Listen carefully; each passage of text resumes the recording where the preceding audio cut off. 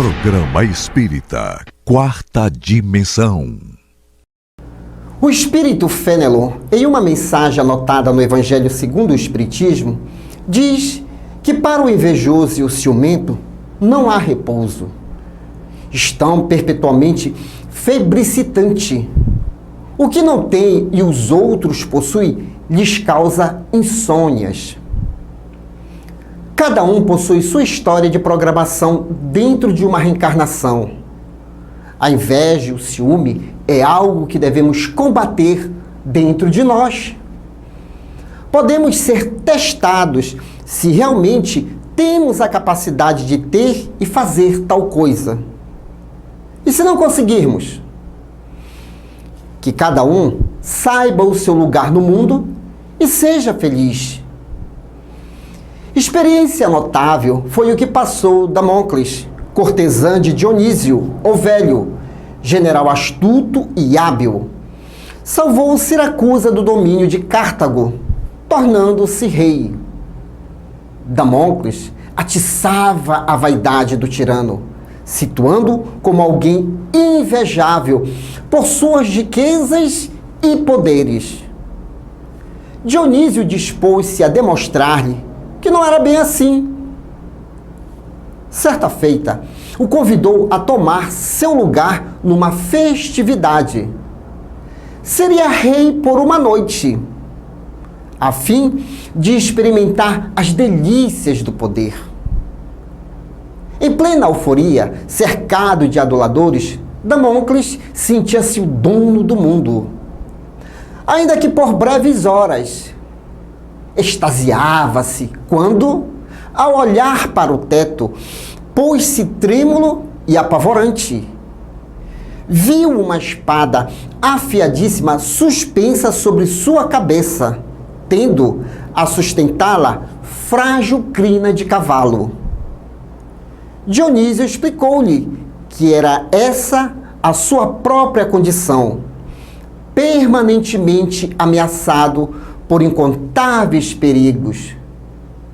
Já que Damócles quisera desfrutar os prazeres do poder por uma noite, experimentaria também a perspectiva apavorante.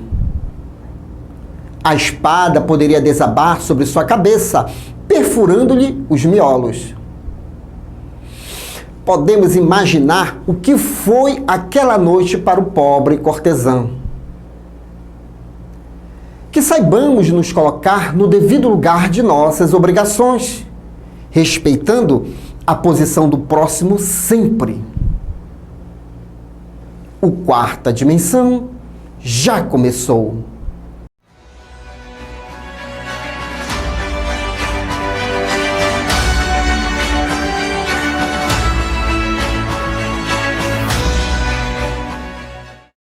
Gabriel Delany nasceu em Paris, França, no dia 23 de março de 1857, o mesmo ano de publicação de O Livro dos Espíritos. Filho de pais espíritas, seu pai, Alexandre Delany, foi um dos fundadores da Liga Parisiense de Ensino e afeiçoado amigo de Allan Kardec, fazendo parte com este da direção da Sociedade Espírita de Paris. Já a sua mãe, Mary Alexandrine Delot, portadora de mediunidade ostensiva de psicografia, muito colaborou na codificação kardeciana com suas comunicações, transmitindo informações confiáveis, filtradas do mundo espiritual. Dedicou a maior parte de seus esforços na luta por consolidar o espiritismo como uma ciência estabelecida e complementar às outras. Em 1882, com a reorganização do espiritismo na França, foi fundada em Paris, em 24 de dezembro daquele ano, a União Espírita Francesa. Entre os fundadores estão os Delany, pai e filho. Desencarnou em 1926, aos 69 anos, em Paris. Conheça o Espiritismo, conheça a ciência espírita. Revelações no tempo e no espaço. Argumentação, lógica, comparação. Revelações no tempo e no espaço. Interpretação analítica entre a Bíblia e o Livro dos Espíritos. É só uma questão de bom senso. Revelações no tempo e no espaço. Presença agradável de Nonato França, sempre presente aqui no programa Espírita Quarta Dimensão. E você, telespectador que está nos assistindo pela primeira vez, Nonato França é um expositor espírita, profundo conhecedor de fato da ciência espírita, realiza palestras em algumas instituições espíritas e não espíritas. Quando sempre convocado, não se faz rogado pela segunda vez. Gosta de ensinar, também gosta de aprender. Afinal de contas, o mundo está acontecendo. Boa noite, meu querido amigo. Boa noite, Douglas. Boa noite, queridos telespectadores. É um prazer. Muito bem. Nonato, o assunto não é novo, mas como sempre tem novidade, afinal de contas nós estamos na rede mundial de computadores, a internet, diversas plataformas digitais, o assunto reencarnação sempre tem a sua novidade. E o que é que nós identificamos? Que no mundo digital, muitas pessoas, e ponha muita nisso, já têm a convicção de que somos seres que já tivemos muitas existências em corpos diferentes e teremos lá na frente também. Mas aí fica aquela pergunta, por que então a pessoa continua nos seus lamentos, nos seus medos, sabedores de que a reencarnação é o continuar de uma evolução e a oportunidade também de ajustar algo que teve seu efeito negativo lá atrás. Nosso pai, nossa mãe, nossos filhos já estiveram conosco em outras existências. E nós vamos trazer alguma coisa a mais para dar aquela injeção de ânimo para não se cair o quê? Na depressão. Mas para ser fiel ao nosso programa e ao estudo, vamos ao Livro dos Espíritos, questão 166.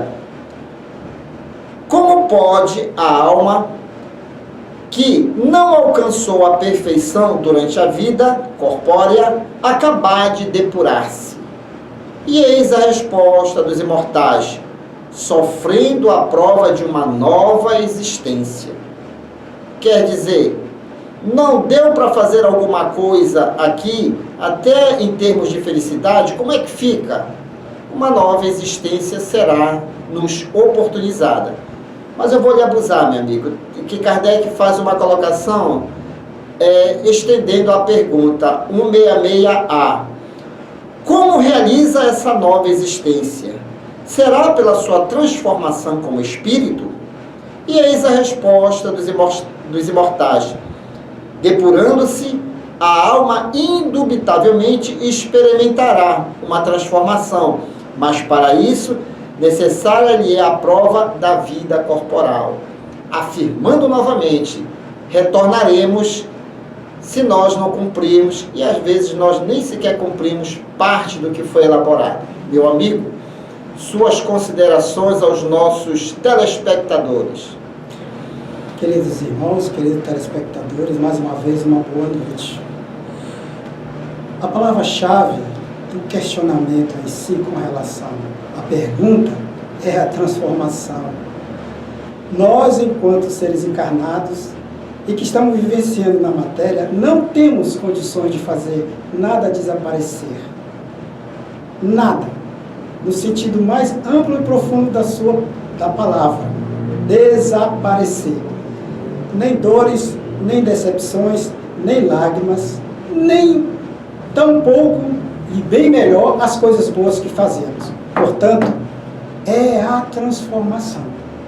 E nesse conteúdo de transformação é que advém a ideia da reencarnação. Não é milagre, é transformação. Se nós ainda não conseguimos inserir em nós, enquanto espírito encarnado, com satisfação, com zelo, com gozo e com responsabilidade sobre o nosso destino, esse termo, transformação, fica mais difícil para nós. E Nonato, por que algumas pessoas, e olha que não é nem preciso ser espírita, eu conheço pessoas que não são espíritas, são simpatizantes, mas não tão simpatizantes. Eles acreditam na reencarnação, mas por que às vezes as pessoas encontram em travamento de entender melhor a reencarnação? Qual é o obstáculo que há?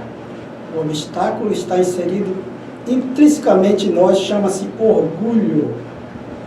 O orgulho de ser no sentido material. Não seria as pessoas não aceitarem uma inferioridade e que fatalmente terá que fazer aquele ajuste futuro? Sim, também. Dentro desse bojo do sentido de orgulho tem tudo isso. Tem o remorso. Tem a situação da teimosia. Tem as concepções outras que adquirimos em outras vidas do materialismo. Enfim, todas essas circunstâncias é que nos leva a essa ideia de aceitar. Mas aceitar por aceitar, todo mundo aceita, ou digamos quase todo mundo. Mas aceitar de bom grado, com resignação, com paciência. Buscando esse estado de consciência disciplinada, de que tem que fazer o dever de casa, meio difícil. Agora, Nonato, eu vejo também o medo. Uma palavra que gera medo em algumas pessoas quando vai se falar de reencarnação. O medo de pagar com sofrimento algum equívoco desta vida. Será que realmente, Nonato, dentro da lei de Deus, a gente vai sofrer, vai pagar, vai sofrer mesmo o pão que o diabo amassou na próxima reencarnação? Porque o medo dessas coisas é que faz com que a pessoa até mesmo não mude, né? Como é que você vê a questão da oportunidade futura? Será que existe mesmo esse sofrimento? Ou Deus, na sua misericórdia infinita, não coloca aí uma brandura para que a gente até mesmo entenda? E teve o equívoco, mas tem como endireitar sem o sofrimento e sim com a misericórdia. Quando o Espiritismo fala em justiça divina, e isso não sou eu que digo, é Emmanuel, ele sempre diz que a justiça está sempre em circunstâncias com a misericórdia de Deus. Não há um ato de justiça que não tenha sua misericórdia e vice-versa. Portanto, se tenhamos medos, o medo vem das nossas condições humanas ainda de remorso e de falta de um arrependimento. Porque quem tem um arrependimento sincero não tem medo das consequências. Vai até trabalhar para não errar de novo, né? Exatamente. Para não errar. E aí a gente lembra também, né, a palavra de Pedro: o amor cobre a multidão de pecados. Então, se vai ser dada uma nova oportunidade, trabalhe com o amor. E aí você não vai ter esse dito sofrimento que algumas pessoas têm medo. Porque olha o que eu conheço, eu faço acompanhamento de alguns tratamentos espirituais. E nós sempre sinalizamos: não tenha medo do futuro, não tenha medo, Deus é misericordioso. E os apóstolos já afiançavam isso: o amor cobre a multidão de pecados. Pegue o problema, comece a trabalhar em cima dele e às vezes a dita dívida vai sendo paga de uma forma bastante suave, né, Renata? Suaves prestações. Suaves prestação. Então, o estudo da reencarnação, querido telespectador, é um assunto maravilhoso de se estudar. Por quê? Porque nos traz a esperança de consertar pequenos equívocos desta reencarnação e também de outras reencarnações. Deus não nos criou para o sofrimento, nos criou para uma perfeição relativa. E dentro dessa perfeição há os seus equívocos. E Ele não é tão carrasco de cobrar-nos, afinal de contas somos crianças espirituais. É sempre bom, né, Donato, sabermos essas nossas realidades. Cutucar as redes sociais, mas entender de que Deus, acima de tudo, é bom, justo e misericordioso, não é isso? Com certeza. Qualquer ato de injustiça seria negação da sua bondade. Muito bem. O assunto, ele é muito palpitante, dá para se aproveitar muita coisa. Algumas pessoas, elas estão passando por algumas enfermidades e provavelmente haverá o desencarne. Não tenha medo da morte, porque a morte não existe. É um processo natural da própria vida. Nascemos, um dia teremos que ir. O Espiritismo tem esta facilidade de nos colocar nesse patamar de felicidade. Lembrando sempre, Jesus encurtou o nosso relacionamento com Deus. O Espiritismo encurtou o nosso relacionamento com a nossa verdadeira realidade, que é a realidade espiritual. Alguma consideração, Nonato? Deixo aqui a reflexão que o Espiritismo nos propõe nessa busca, como você disse, pela nossa felicidade. É que não estamos perdidos. E a nossa salvação significa exatamente fazer toda essa trajetória reencarnatória quantas vezes for necessária para que a gente alcance essa tão almejada felicidade no sentido de perfeição. Muito bem, a gente ainda vai se encontrar muito, né, Nonato, lá na frente. Então vamos estudar para ter a segurança desse projeto de Deus que somos para a felicidade. Conheça o Espiritismo, conheça a ciência espírita. E aí vem ele, o palhaço Chantilly, trazendo mais ciência, brilhantando o nosso programa com aquelas crianças que já estão, sim, se estruturando para fazer ainda mais um mundo melhor. Clube da Alegria Espírita. Depois eu volto. Residencial e pousada Minuano, Salinópolis, Pará. Estrada principal do Atalaia, bem próximo à praia do Atalaia. Venha desfrutar do conforto da Minuano. Faça sua reserva. 91 991 669817.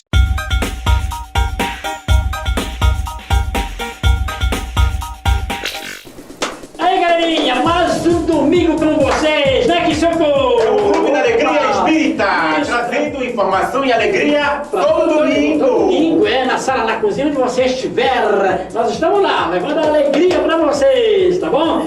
E, bora aqui, senhor, bora fazer o seguinte, Vamos lá. Enquanto rola o programa, bora conversar um pouquinho sobre o nosso passeio? Vamos lá. Vamos lá? Passeio, é isso? Vamos lá. Vamos lá.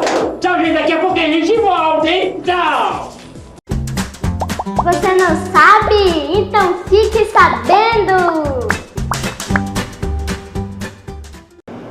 Você sabe por que a água do mar é salgada? Ao longo de centenas de milhões de anos, as chuvas formaram os rios, que dissolveram as rochas presentes nos continentes. Em contato com a água, as rochas se dissolveram e se fragmentaram, formando pequenas partículas. Essas rochas são cheias de sais minerais, inclusive o sal comum, o cloreto de sódio. Os sais dissolvidos são carregados pelos rios e córregos, chegando a mares e oceanos. Mesmo que estejam em baixa concentração nos rios, ao longo do tempo os sais vão se acumulando nos oceanos. Em média, 2 milhões de toneladas de sal são levados por ano dos rios aos oceanos. Se você não sabe, então fique sabendo! Ei, você nasceu para ser feliz!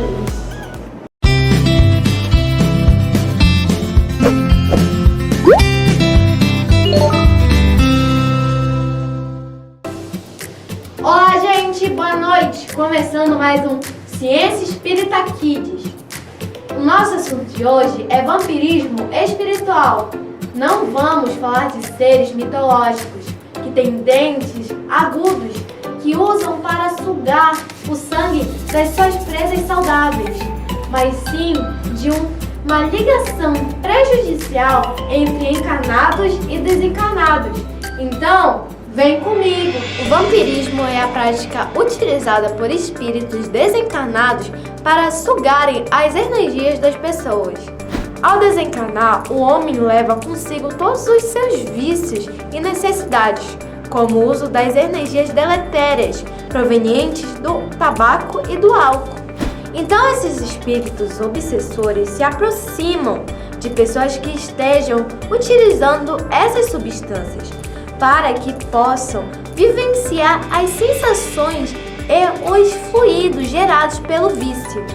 Podemos citar os viciados no campo sexual, das drogas, dos jogos e até na prática mais comum do dia a dia, mas que em excesso oferece sérios prejuízos, como o caso da alimentação.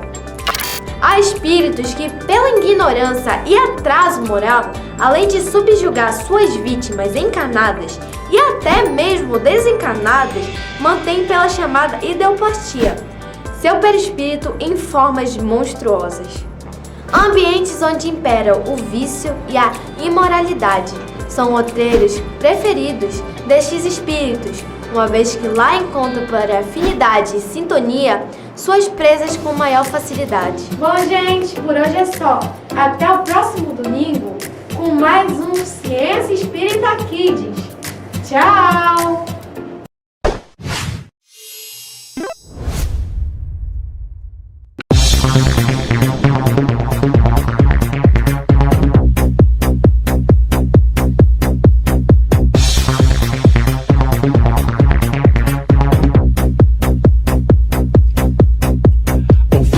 Chegou, vem trazendo amor. O fluido chegou, vem trazendo amor. O fluido chegou, vem trazendo amor. O fluido chegou, vem trazendo amor. Paro, respiro, começo a me lembrar de tudo que Jesus sofreu para nos mostrar. E amar ao próximo não é um sacrifício, é bem melhor que isso. É o nosso compromisso.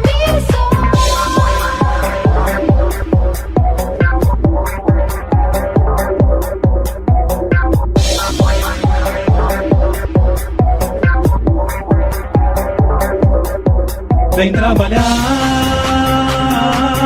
vem servir,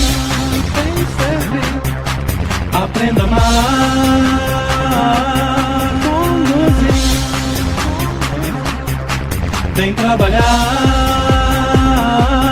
vem servir, aprenda a amar, conduzir.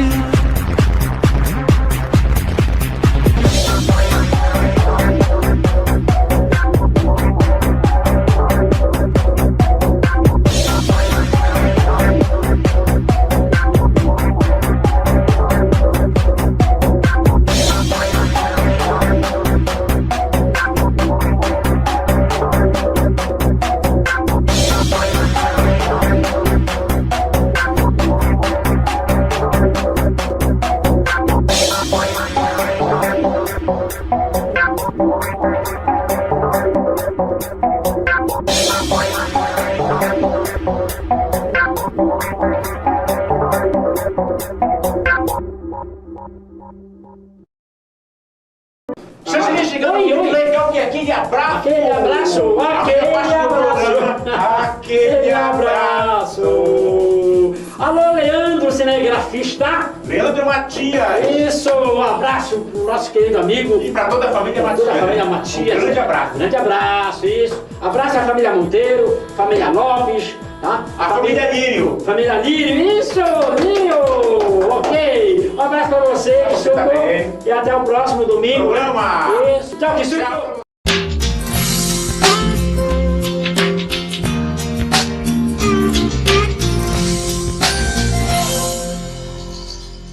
O corpo de carne é o instrumento que o espírito utiliza para habitar a Terra e dar prosseguimento à sua evolução. Sabemos que antes de reencarnar, há uma preparação e programação reencarnatória que pode ser seguida ou não durante a nossa experiência terrena. Nós somos os responsáveis por cuidar do corpo que Deus nos concedeu. A consciência do zelo próprio com o corpo de carne é fundamental para não cairmos nas armadilhas que nós mesmos criamos, como no caso do suicídio indireto, que desgasta o instrumento físico gradualmente. Uma das maneiras de preservar o corpo físico é aproveitar a vida de forma saudável, como praticar um esporte, cuidar da alimentação, da higiene corporal, respirar um ar puro, ou seja, hábitos que garantem o equilíbrio e o bem-estar. Por isso, cuide deste instrumento que Deus nos concedeu, lembrando que cada reencarnação é a oportunidade cedida para realizarmos novas experiências e ajustes fundamentais. Hábitos saudáveis fortalecem o corpo, renova as energias e mantém as células ativas e equilibradas. E essa foi a nossa dica de saúde de hoje. E chegamos ao término desta edição. Você quer adquirir os livros indicados neste programa e outros livros espíritas? Basta entrar em contato pelo WhatsApp 98267-6756 e boa leitura! E querendo rever este programa, visite-nos em nossas redes sociais e não deixe de dar aquele joinha e de nos seguir. E no próximo domingo estaremos de volta aqui na sua TV Grão-Pará. Falando ao Senhor. Senhor, se hoje viesses em pessoa até nós, que te diria eu? Que milhões e milhões de companheiros vagam em desatino, sem cogitarem de saber o que são e quem são?